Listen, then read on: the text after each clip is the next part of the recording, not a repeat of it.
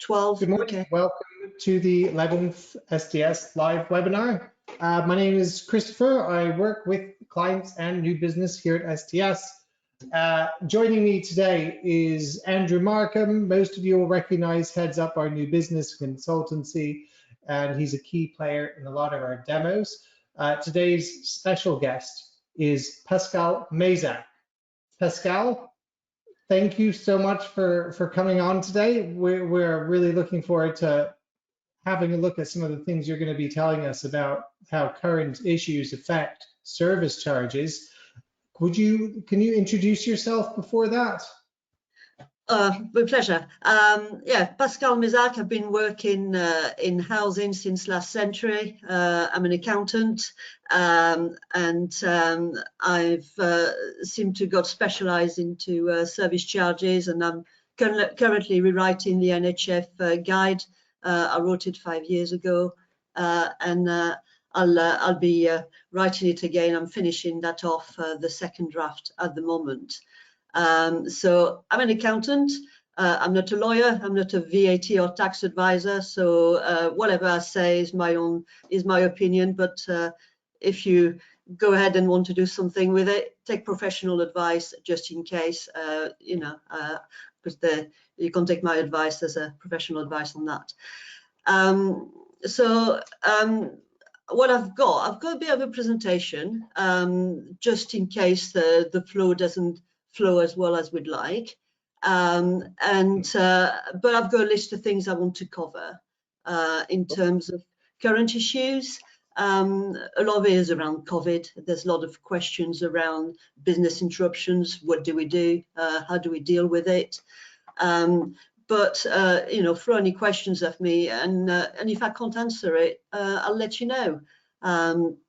That's that's what. Can I just jump in there, Pascale? Who have you worked with recently, and go a little bit of your history, because I know it's quite varied in different. Oh, varied. Yeah, I did 10 years just down the road from here in Chippenham, in Wiltshire, working with what was Wesley's, now Green Square. Prior to that, I worked in local authorities, and I worked my way around building control, planning, student grants, but as well urban programs. So a lot to do with grants and environment and this sort of things. I worked in private sector, and for the last 12 years, I've been self-employed, and what I've been doing is a lot of financial modelling. And working with organisations, London, West Southwest mostly. I've worked with L&Q quite a bit, doing some work for Paradigm at the moment. I'm going to do some work for Guinness, so some of the big players, but I've worked with some of the arms houses, Thorngate down in Southampton. So full range, really. Yes, quite varied. Quite varied. I've done quite a bit on scouting stuff. You've known SDS for a while as well, haven't you? We've worked. Yeah. I used to be the expert on the very exciting report people got on benchmarking for development, and I was the expert who made sense of all those figures that were on about 50-page document that I got down to about 2 pages of writing that made sense. You could take to your board and say, hey, that's what this really means. Okay.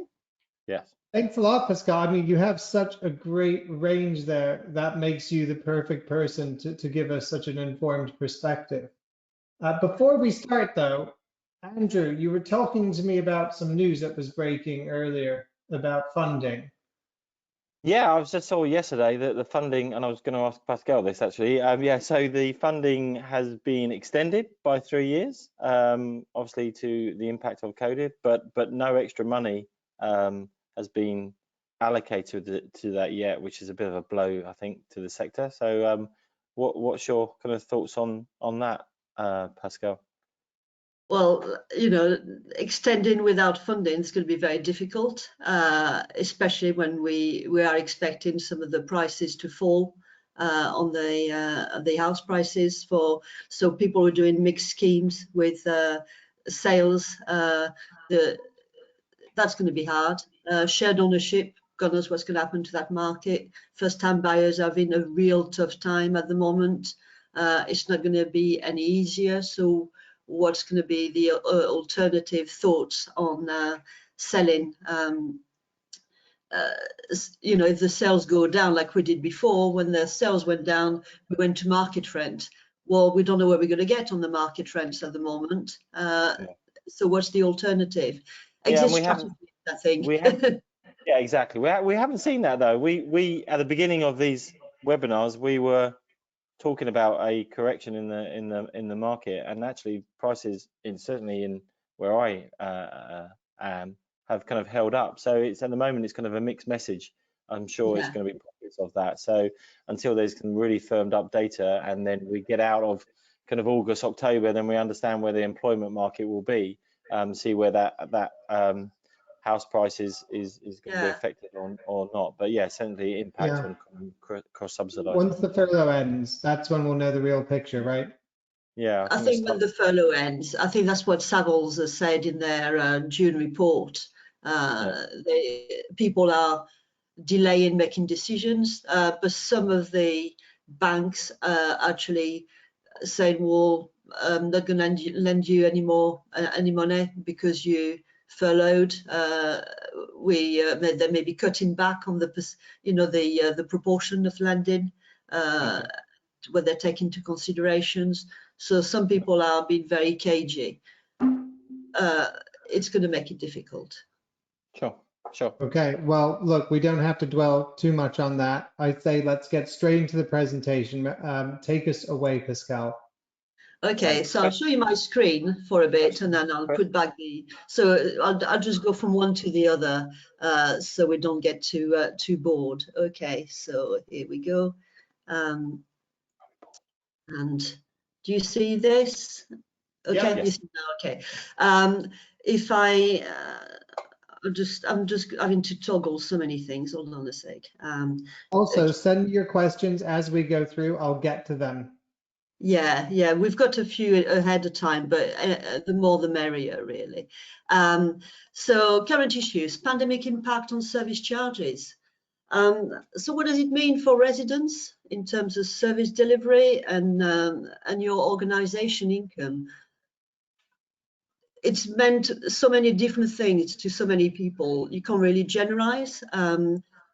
For general needs, the restricted services might not have been such a big impact. Interruptions of services, yes, I think there's been quite a lot on the responsive repairs and what's maybe a new ranking on the when repairs should be done. There's been some additional costs, and very much so, I would imagine, and I've heard about sheltered areas, sheltered schemes, and the affordability issues and arrears are very much at the forefront of everybody's mind. I would say that the arrears side, let's say it's dealt with as much as with the rent, so we won't dwell on this here unless you've got some specifics. People are talking about revising the charges, but when would you do that? And how much would you look at? So we can talk about this very soon. I think it's not a one size fits all. So you need to look at your obligations and use common sense. Understand how this year's cost may impact on the charges. Fixed charges don't usually get adjusted, but the payments may be conditional on the provision of the services. So is there any breach of contracts? Variable charges usually get adjusted the following year, but people don't always have the same year end, and how does that work? By default, any chargeable cost not recovered becomes a subsidy. So you need to think about it. Don't just let it happen. Make this a board decision once you know the costs. Don't sweep it under the carpet. So you need to understand your services, your cost, run some scenarios, 12-month social distancing, what does it mean? Look at your options, service changes if you need, affordability, arrears impact, and do you have to consult? Maybe we stop and have a look at that before we talk any further. Does that so make a bit of sense to you, Chris, Andrew? Yes. Absolutely. Yep. Yes. Any question on those first two slides? No, we don't have, nothing's come in, but What it about you seems two? a good overview. Okay. I think when we're starting to look at what people have got, not everybody is quite aware of all the services that are chargeable. And some people have been subsidizing some of those chargeable services for a long time. For example, we talked about pest control earlier on that often happens. People subsidize pest control because it's very difficult to deal with. But there may be a part of your cleaning is subsidized, and that's a chargeable service. When you start looking at COVID impact, cleaning's been very much affected. Either some of it has been, you had a concierge doing it and you had to bring in a contractor, and the concierge has been furloughed because there's too much close contact there, or the service has changed. So you need to deal with that and review that service. But if you're already subsidizing it, what's the true cost? What was it to start with? And what does it end up being? So I think it's really understanding where you start, your starting point, and how long you're bringing in temporary measures, cost that up, and then what sort of system are you operating under? Are you under a fixed charge or variable? If it's fixed for the year. Surpluses and deficits are your problem as a landlord, but at the same time, if you're not delivering the service, because we talked about responsive repairs, and some of those repairs have been put on hold for some of them, they're non-essential, then if you're charging an element of that in your fixed charge, and you're not delivering, there may be a breach of contract in your agreement. So it becomes quite complex, doesn't it? So the people who will do best as landlords are the ones who really understand their business, as ever. Good governance will ensure good financial viability. And I think that makes sense. Yeah, absolutely. That does. Yeah, sounds good. On viability terms, then, Pascale, what would you kind of say is a reasonable amount to charge on a typically one-bedroom apartment at the moment? Do you see prices kind of increasing? Is it prudent to do that? Benchmarking is terrible within the sector, as I keep on telling you, because people avoid the issue. They say, "Oh, we are all different," and it's so understanding what's included in the service charge is something that I understand what's in there, but a lot of people don't go down to that. They don't say, well, how much does window cleaning cost, for example? And you should be able to price this up very easily, shouldn't you? You should be able to benchmark it easily. Yeah, do you find though, I'm in viability, I do appraisals for clients all the time, and in ProVal we have one section that says service cost per unit per annum, and do you think it's assessed fully at that time to know the impact?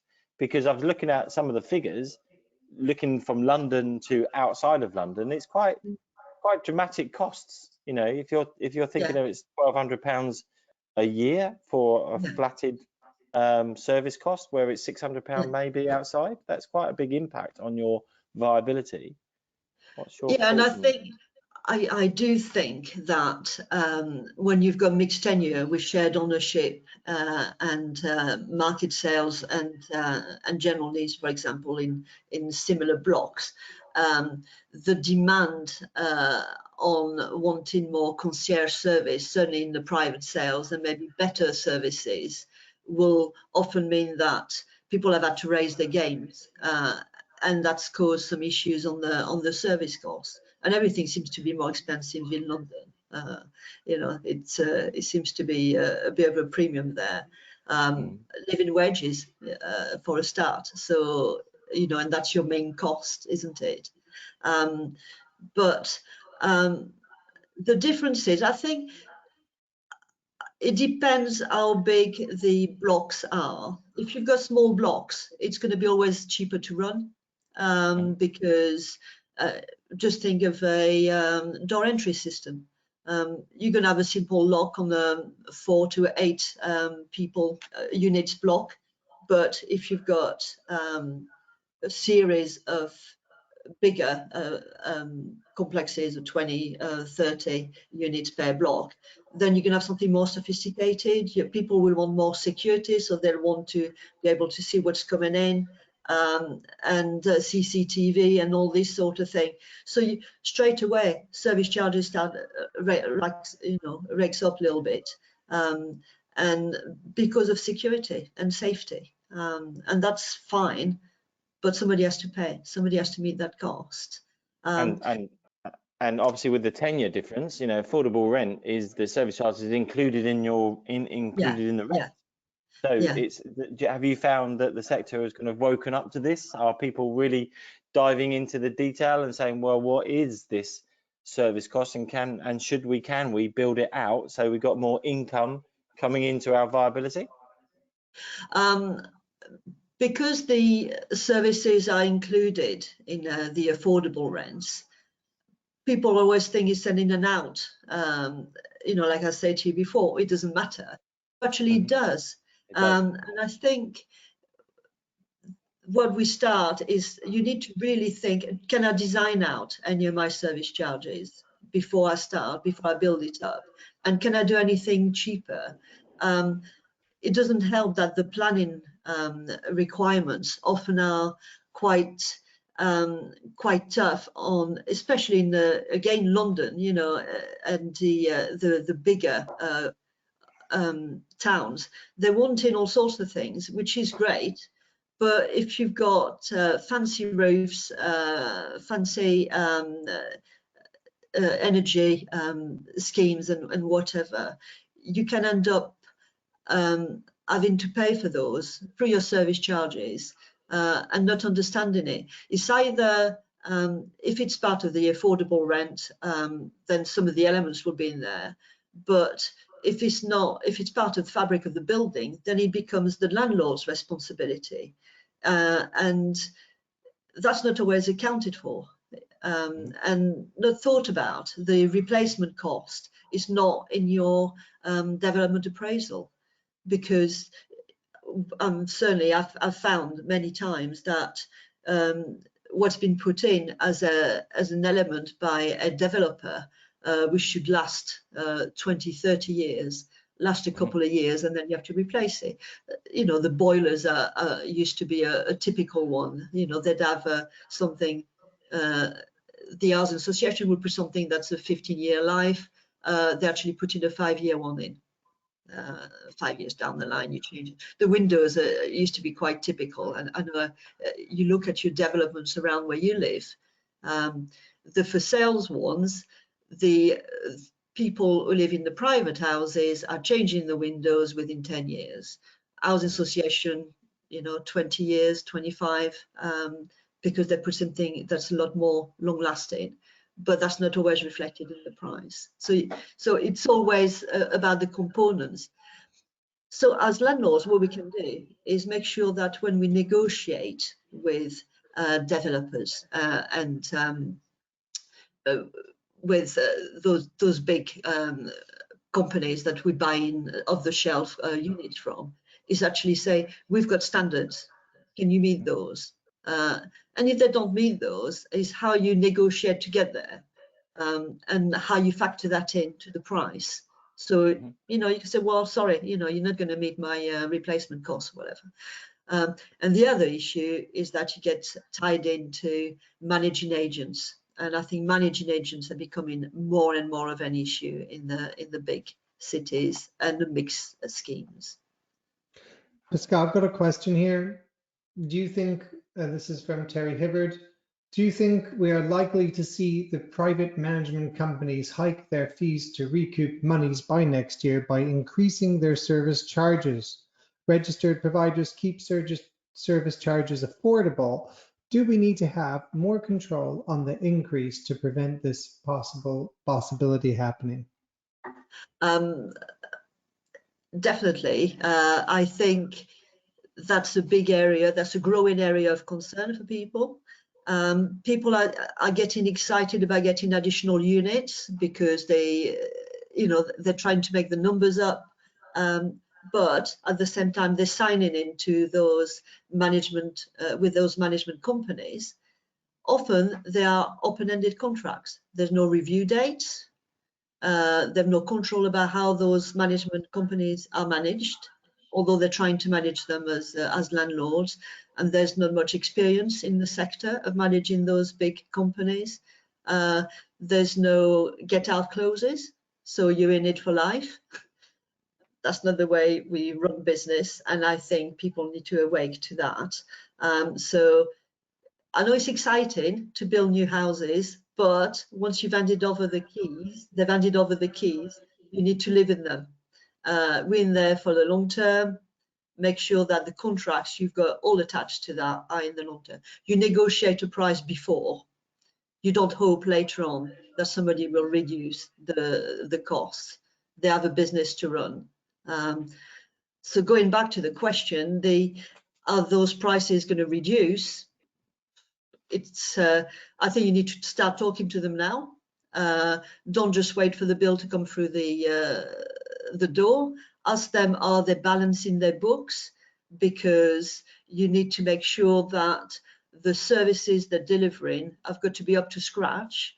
They've got to meet the COVID requirements. But is there anything that, if those prices are increases for some things, there's some things you can take down a bit, hold back a bit? Can there be some delays that won't affect the customer experience that's going on at the moment? Great question. Thank you, Terry. Yeah, thanks, Terry. Keep them coming. I think we can look at that. Actually, it's quite opportune to look at the slide that I'd prepared earlier on making changes to service delivery. There's some requirements there, health and safety. There's some government guidance, and it's very important that you communicate clearly with your residents and your staff about what you're doing about the services. So if you're slowing down some services because you're planning to speed them up a bit later on when things ease off a bit after lockdown, well, tell people. The frontline staff are often the last one to know what's going on, because people make strategic decisions or organizational decisions that they don't talk about to anyone. Your frontline staff are your communicators, your residents. They're the ones who are going to see them, so let them know. And some people have furloughed some staff, but some others have asked them to work in a different way. So they may have said, well, there's some staff secondment opportunities. So that's helped a little bit as well in terms for the costs, to even out the cost around organizations. So see, you know, again, communicate with people and let them know, have you managed those? Regular updates are very important. And you keep doing it. So maybe you have a monthly update that you send your residents and staff, and your contractors, of course, don't forget them. You need to measure the cost. You need to see what's gone up, what's gone down. And if you've stopped something for whatever reason, what does it mean to your agreements? Are you breaching contracts? Are you doing anything around that? So understand the impact of anything that you've done. Really, that's to me, it's really important. So making changes to service delivery, it's multifaceted. If the standards have changed, let people know. Communication, I think, is at the forefront of it all. Talk to people. I think that's an important one for me. In terms of new contracts of work, you need to think, and I'm thinking certainly for new development that were going on, how is that going to impact on this year and next? There will be some start on site or completion delays. What does it mean to any contractors you may have been working with? And in the service contracts you were about to enter into, how are you going to consult with your residents? Have you thought of alternatives? Again, that's quite an important one. Do you have any opportunity to extend existing contracts? Is there something you can do to just weather the storm rather than go out and spend a lot of energy writing up a new contract when the standards may change? Looking at section 20, do you need any dispensation? Because some of the service costs will have gone potentially higher than the allowed £100 per annum of the that's included VAT of the service, £100 per annum for one unit. So look at that. Do you need dispensation, or do you need to consult? Can you reschedule any works program? Well, if you do, let people know as well. Communicate with your contractors and your residents. Because we're all in this together, and that's to me that's the way you deliver, is to have as a partnership and work together with people. And things have changed. Have you actually run your profiles again to see what it meant? Can you still afford that scheme?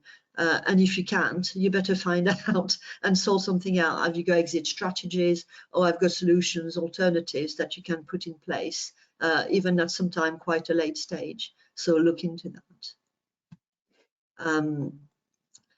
And I really must mention the service charges guide for housing association. It's available electronic version at the moment as well.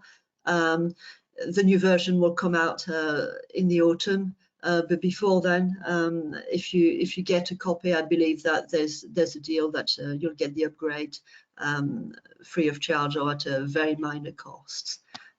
So it's worth knowing. It's handy to be able to look at those.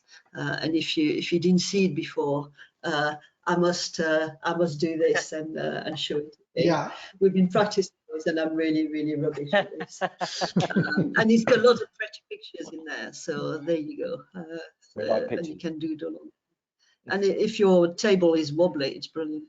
But that's the other one.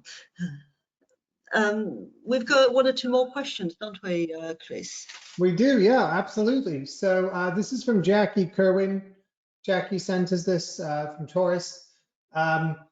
If we refund a residents for any services they have not been received due to COVID, how would you advise that this should be paid back to the local authorities if the residence is in receipt of housing benefit? Okay, I mean, a refund is nothing different than any other refund that you would do, usually for service charges. So are you having a knee-jerk reaction about deciding to do a refund? I've seen that happen somewhere, and then 2 months later, actually, there's a charge and we could have done with that money. So don't just run away with yourself and give out some refunds to people, and because they won't thank you for it if they've got to pay for something 2 months later. When you've gone to all that rigmarole. So do you have a refund policy?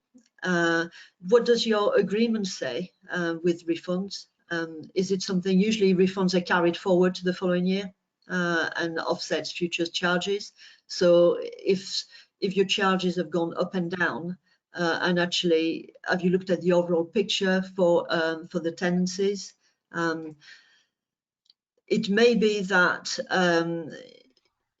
you can do some novel things like having some payment holidays rather than give people money back. So just say, you know, for the next 6 weeks, you can pay less. That's maybe another way of doing a refund rather than giving cash away. I'm an accountant. Are you suggesting the HMRC tax approach of, we've taken a lot of tax from you, we're not going to give it all back to you in one go, but we're going to let you off a little bit by bit, that sort of way of drip feeding things? I think, Chris, what I'm after is that to give people refunds costs money as an organization. It means it digresses people from doing day-to-day work. There's a lot of energy to do something like this. Right, internal administration costs. Yeah, there's a lot of admin cost. It's not always clean and tidy. You can end up giving refunds of about £1, £1.50. So look at maybe a trigger, and if it's significant amounts, you know, by all means. If people are on fixed charges, you don't actually owe them anything potentially, unless your agreement says that you should refund some of that money if there's a breach of contract. You need to know what the full picture will be for the year. Don't just look at a refund because April you did nothing. If April you did nothing, but in December it's going to cost you twice as much for that month, it's taking up April up, basically. So do your sums. You know, that's what I always say to people. And COVID is not the only time when people have had to make refunds. But I have seen people go out and pull all stocks to actually make refunds that they're very much regretted later on. In terms of reputation, it's quite a damage to your reputation if you go out, refund, and then charge people a couple of months later, because it really looks like you don't know what you're talking about. Right. So the people messed around, I should imagine. Yeah. And I think when you start talking about housing benefit and welfare, people then need to update their claims each time. It's a lot of work for a lot of people. So unless the benefit is paid directly to the landlord, and that's quite, it's getting a smaller minority nowadays because of universal credit, then you need to look at it case by case. You need to look at it maybe in a different way. So maybe you'll have a trigger, say it's £100 or something like this, or it's a percentage of that charge. But don't just do it because you feel you've had a pressure, or you've had 1 or 2 phone calls from always the same guys who will complain. Have a think about it, and maybe ask the residents what they want. Do they want a refund or not, or rather would they rather have a credit on their account for the future? If you go to think those people maybe have been furloughed, they're worried that they may be made redundant. If they're furloughed, they're getting some money at the moment. If they're worried they're going to be made redundant, after redundancy money, you get nothing. To actually have a credit on your rent account might be, on your service charges account, might be quite palatable for some of them. So don't assume, treat people like grown-ups. Don't assume that you know what's best for them. There'd be a nanny state, is that what we're saying? Exactly, yeah. Thank you. And thank you so much, Jackie, for that question. It's a great question. I have another one from Jackie. Yeah. Do leaseholder annual statement of accounts have to be externally audited? Well, you don't have to unless your agreement says so. At the same time, if somebody requests a statement and the service charge is the same service charge is paid by more than 4 dwelling, then it has to be externally audited. So what I'm used to is that a lot of people will have got a process with their auditor after year end that continues the process where all the charges are put on the spreadsheet. The auditor will look through those, check some of those costs, and will provide a certificate. If it's part of your year-end process, like an extension of it, an additional service at the end of your year-end with your auditors, it's going to be much better than having one-off fees paid to every time you get a request. And once makes a request, other residents will start doing that potentially, because they do talk to one another. You know, people seem to forget the people, and then you end up with quite a lot of ad hoc costs. As you know, ad hoc processes are what costs more to an organisation, and that's what we, I always say, communicate with people. It's good practice to have somebody independent looking at your processes anyway. So, why not? Okay. That's great. Does anyone have any more questions? Let us know.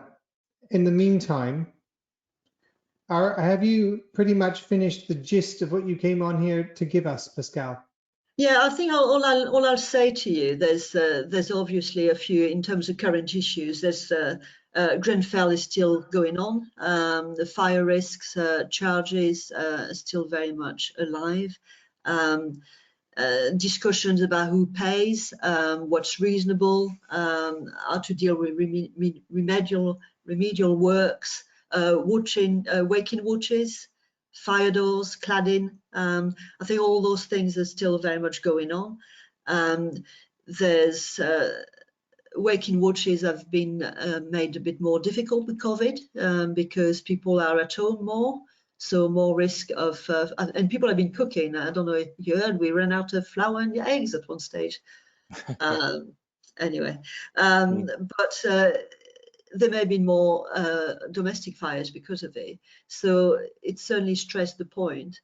And I think hopefully people have dealt with that. I've set up maybe more communal alarms and worked with the fire service on this. Costs have to be reasonable, no matter what. Fire risk assessment, I think, were one where a lot of people were funding this as an organisation. Is service chargeable? And because often they haven't charged for that, they haven't charged for much else around fire. And those service charges, I think, have ended up being subsidised. So some of it is an education with the residents and staff. I think staff are often the first ones to go to make them understand actually those are chargeable costs. In terms of who pays, leaseholders will have to pay some of those costs. There may be some agreements you can make with them to spread out the costs, but there's some funding available from government, so you should not be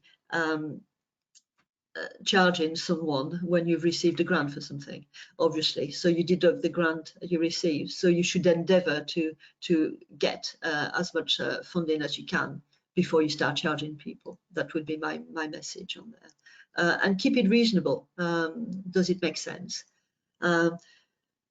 Leasehold reform is another one that's creeping up around, and that affects service charges. So there's things around, I think ground rent, people have heard of that one.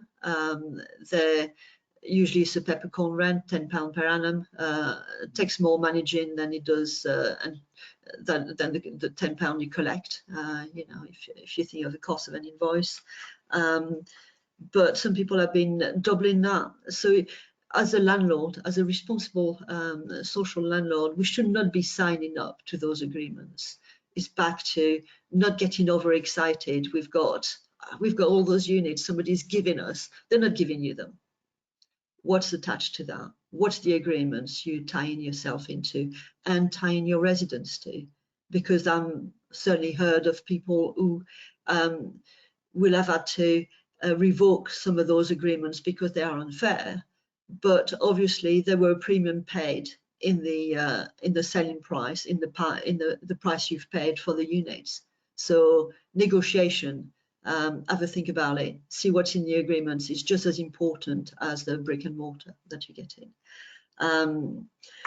No leasehold sales of houses. I think you'll have heard of that as well, where some houses have been sold on leasehold. That obviously has an impact on service charges, the service charges element in there, and the estate charge that need to be attached to a house if they live and benefit from some of those charges. So be careful of the agreements you've got attached to those houses. Lease extension and enfranchisement is going to be made more accessible. And the other bit I wanted to talk about is the event fees, I think, on the sheltered schemes, where people are going into sheltered scheme, buying a shared ownership there or outright lease. But actually, again, somebody moves in there when they pass away, or they decide that it's decided that they need to go somewhere that's more sheltered than they are already. It's costing quite an amount. So looking at those event fee, and as a landlord, we need to make sure what we negotiate is fair to the resident, as much as a value for money for ourselves when we get into that. The commission market authorities are getting involved in some of those, especially on the ground rent and the leaseholds and the event fees. They're taking some enforcement action. You look on the CMA website, there's all sorts of stuff in there on their investigation. It's ongoing.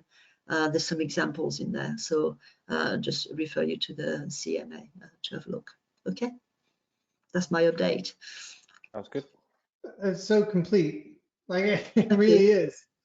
Thank you. That's fantastic. It really is. I mean, we haven't really got any more questions. And you know, I think I'm fine. I feel like we have really, you know, we've done a really extensive download of information on service charges here. So I'm really happy with everything you've given us. So, Yeah. you know, thank you very much for that. Can I ask a quick question? Yep. Yeah, of course. Yeah, Pascal. Do you find that people don't allow enough in their appraisals for current service costs? Is it something that they really spend time investigating in, or they think, okay, it's an average cost, I'm going to put that in, that covers it, that's okay? I don't even know if they put an average cost in. Their thing is in and out, so they don't even. Somebody goes, oh. Spoken as a food development person as I am, that sounds reasonable. We love that word. We love that word, reasonable. So, Yeah. you know, at what point do you think that a development should be assessed for the true service provision? Well, I think you should have a menu of services as an organization. You should have a list. You should know what you charge people out down to that service. So you should be very clear. You should be benchmarking between your schemes. So internally, and then, you know, you can't say it's not comparable because you know what you're doing. You should have one standard across all schemes. I don't think that happens. That doesn't happen. No. Yeah. Even when the affordable rent come in. Clean, you know, and I've gone, you know, what is window cleaning? When is clean? Are people outcome driven or are they input driven? People don't look at that at all. I can, you know, I can run. Well, I run a lot of training on things like that, and I think that's what it's about. It's about, as an organization, do you actually tell your providers, if you're working with another developer, that you have some standards? Cleaning means this, and I know, you know, I've gone around because I used to work in the NHS as well and go around properties and things. So I'm quite happy to go around properties when I go around in housing and say, well, that's rubbish.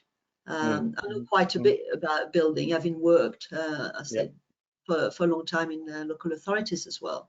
And you can see that you know, I can remember the strip on the staircase was like a little plastic strip, and it flaked off because it was, you know, however much you stick it, so it always looks rubbish. We've But always when you seen get examples of renovated, that. pardon? We've always seen examples of that. Why do they? Is it because people don't? You're placing a lot of importance on the site visit. Are people not doing site visits? Is that how this is happening? I don't think people think it's their responsibility. So when they look around and they say, oh yes, it's clean. Well, it's clean, but still looks tatty. Yeah. But it doesn't need decorating. It's that strip that keeps on flaking off shouldn't be there. It should either be aluminium screwed in or whatever, or just shouldn't be there at all. It'd be easier, wouldn't it? And just painted all on the level or the flooring should be different or whatever. It's just that very basic. What is the standard? Well, my point is that, you know, I'm doing appraisals for clients. I'm doing a lot of appraisals for clients from local authorities, RPs, and reviewing it. And there's not much discussion about service costs. And it's a case of when is that appropriate to have that robust discussion? Is there a document that says this is what you've assessed, this is what's happening before, this is the similar schemes that we've done before? Because we generally build and develop the things that we've done before. When's it come in? And when their question is, oh, okay, that will cover it. That's the cost. So yeah, I think there's a bit of learning. You do it right at the beginning, I would say. Yeah, it should be right at the beginning. You're saying, well, okay, I'm going to build a complex of all those units, and that's the standards we're going to expect. But when you look at the standards, they talk about brick and mortar often, and then you look at the planning permission, and you said, oh yeah, well, we'll need some PowerPoint for electric cars. Yeah, who's going to pay for those? That's service chargeable. So that's in a planning conditions now. That's fine. But it's understanding that, okay, what is going to be chargeable or not? What's fabric of the building? If you're going to put a lift in, what life is it going to have? How is it going to be repaired? And if your expectation as the buyer is that the lift will last 25 years, but as a developer, you put in a 5-year lift in, there's a bit of a gap. So, you know, it's still a quant stuff, really. I think it's looking at in my experience, I think the major repairs part is probably covered well. The service cost part isn't, and that's sometimes the kind of the bit that's not joined in at an earlier stage. Hence why we're having this discussion. And I thought this would be a good idea to raise that profile with your expertise, and leading on to, you know, it's great. We've known each other for a number of years. That of your expertise in that it's a minefield for me. I'm a developer, and I do appraisals. I run the kind of a consultancy side of SDS, and it's always something that's I think of interest. Have I frozen? Have I frozen? Just me, or am I the only one who hasn't frozen? Have I frozen? No, you were frozen, Chris. We're back. Okay. Okay, so you can hear me. I'm okay. So good. I'm not sure what just happened there, who lost who, but we're all back now. Pascale, I just picked up on something you said there, that when we do an appraisal and we take assumptions about how long something will last, and then the build happens and the developer totally ignores those. And that's how a big problem happens, right? There's a disconnect between the person doing the appraisal and the assumptions they're making and the things that the developer decides to do on their own. Do you see that a lot? I do see that again, as I said, people get overexcited by number of units and tend to forget that if you sign a contract, it's got to be very much specified and clear.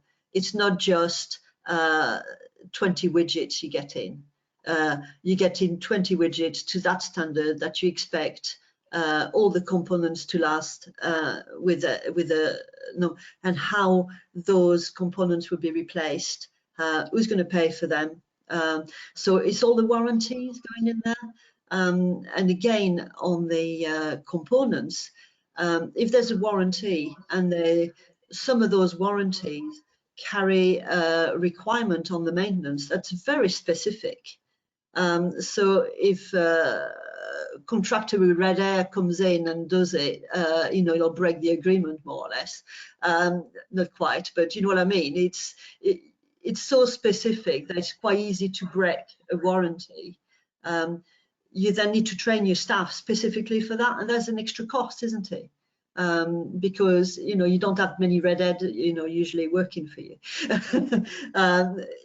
It becomes so some of the things that we talked about with one of the big housing association was to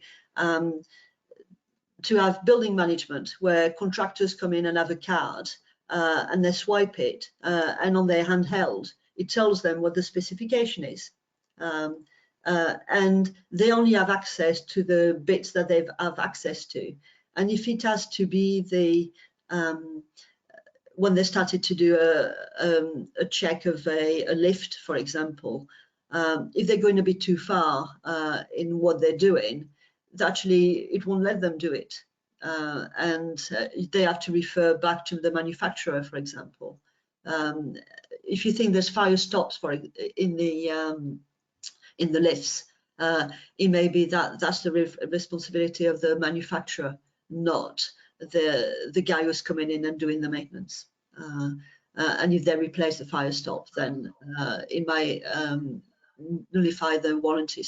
So very specific things which are service chargeable, but some of those actually are not, and will save the customers and the landlord quite a lot of money in terms of planning. The more complicated the contract is, the worse it is to manage. So again, being aware of that. So keep it simple. And if you've got standards, why don't you impose them on your developers? Because the developer wants a relationship with you even more so than you want it with them. They want your money. Money is what's driving them, let's face it. They are so easy to read, Andrew, aren't they? Money is the only thing that's going to drive them. So if they can have a good relationship with you, clear standards, and you tell them, that's my standards, can you meet those? That's going to be a lot easier to go with. And don't forget, service charges are linked with those components and that build. And I think people often forget that. Just a couple of comments here. One from Anne Wilding.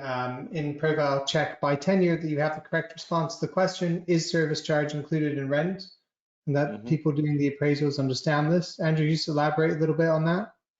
Well, that's the point. Yes, it's very what we've done in Proval is you can do mixed tenure. So alongside your affordable rent and your social rent, you can decide whether the service charges is included in your rent or not. So just underneath where you set your rent, there's a couple of questions that remind you that is service charges included in the rent, yes or no? And that allows you then to do social rents alongside affordable rents, because as we know, a lot more local authorities, bless you, a lot more local authorities are trying to encourage more social rent provision, and whether they're doing it themselves or asking it through the planning process to have a percentage of social rent. So we can in Proval have affordable units alongside social units, and you can see the impact of that provision. Point. Yeah, good point. Thank you. I've got another comment here from Marias Messi. I've spoken to him a few times. Great guy. He keeps really close in touch with us. While service charge may be cost neutral, however, it does affect the NPV of an appraisal. Therefore, would you advise to use an average cost or use a specific service for each appraisal?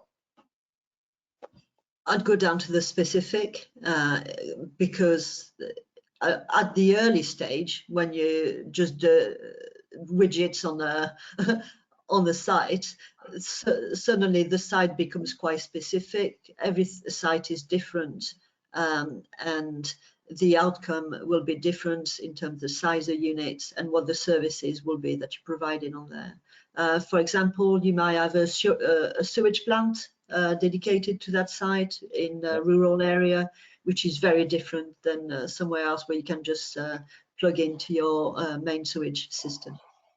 I think I take it in two ways. I was looking at that. I think yes, at a certain point you go into detail, but clearly if you're doing an assessment of a site and buying it as a land buyer, as my background is, you need to have an average. You need to have some kind of value that you can put in that you're comfortable with, and then it's your experience of, do you need any more pumps and bits and pieces because it's flats, you know, and et cetera, that you're going to put into your cost. And we have to work on some kind of average or gross margin or something like that we're going to put in and say, yeah, that's our assessment, so we can make an offer. Because otherwise you're going to spend far too long on individual kind of assessments and never get out and actually buy a piece of land.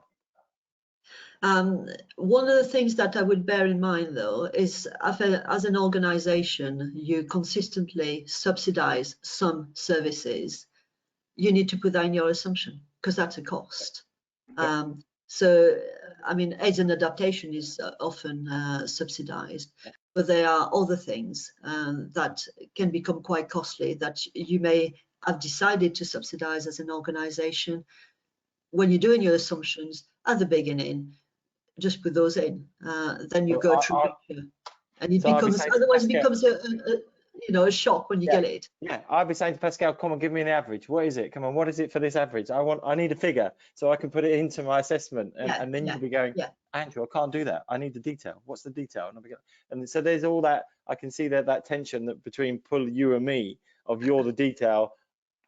I want the average because I want to buy the piece of land. I would have an average for my organization, but it may be that cost doesn't get matched by the charge. That's what I'm trying to say. So if you have a subsidy that you put in for service charges, you'll have got that cost, but the charge will be maybe 10% less. And just be blatant about it at the beginning. Otherwise, when you get nearer to full approval, because you're doing it in principle to start with, and you want to buy the site, and you're saying, well, actually, it's going to cost 10% more on the service charges because I forgot about that. You might as well have it up at the front, and then that helps you later on.